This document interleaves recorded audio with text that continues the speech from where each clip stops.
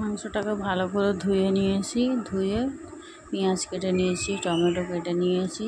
দেখো কুমড়ো ডাঁটা কেটে নিয়েছি, কুমড়ো ডাঁটা কেটে সুন্দর করে ধুয়ে নিয়েছি। আলু কেটে ধুয়ে নিয়েছি, আলু কেটে নিয়েছি। আদা রসুন ভালো করে ছাড়িয়ে নিয়েছি, নিয়ে এটা ব্লেন্ডারে দিয়ে নেব।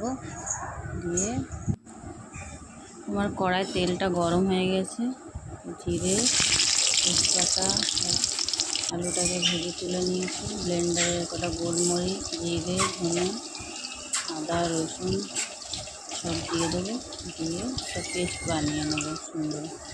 দিয়ে তেলের উপরে এবার পেঁয়াজ দিয়েছি, দিয়ে পেঁয়াজটাকে ভালো করে ভাজা ভাজা হবে। পেঁয়াজটাকে কিন্তু লাল লাল করে ভাজতে হবে। ভাজা হয়ে গেছে, ডাঁটা আলু ভেজে তুলে রেখেছি আগে, তুলে রেখেছি। পেঁয়াজটা মোটামুটি ভাজা হয়ে এসছে, এবার মাংসটা দিয়ে দেবো। দিয়ে নাড়াচাড়া করে মশলাগুলো করে সব দিয়ে দেবো। ঝাল, নুন, হলুদ, ব্লেন্ডারে বেটেছিলাম যে মশলাগুলো সব দিয়ে ভালো করে কষতে হবে।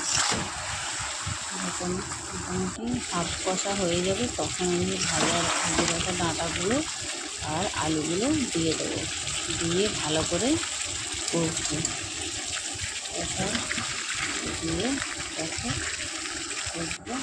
কষা মোটামুটি আমার হয়ে এসেছে। দেখো কালারটা পুরো চেঞ্জ হয়ে গেছে, দিয়ে কষা হয়ে আসছে সুন্দর কালারটা।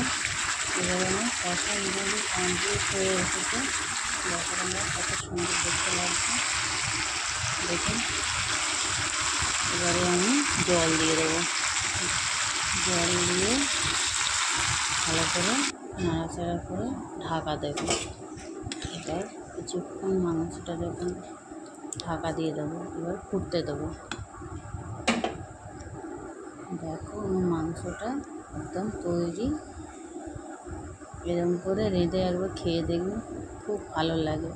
কুমড়োর ডাঁটাগুলো মোটা মোটা দেখে দিয়ে দেবেন ভেজে, খেতে খুব সুন্দর লাগে। ডাঁটাগুলোও খুব টেস্টি লাগে, খেয়ে দেখবেন।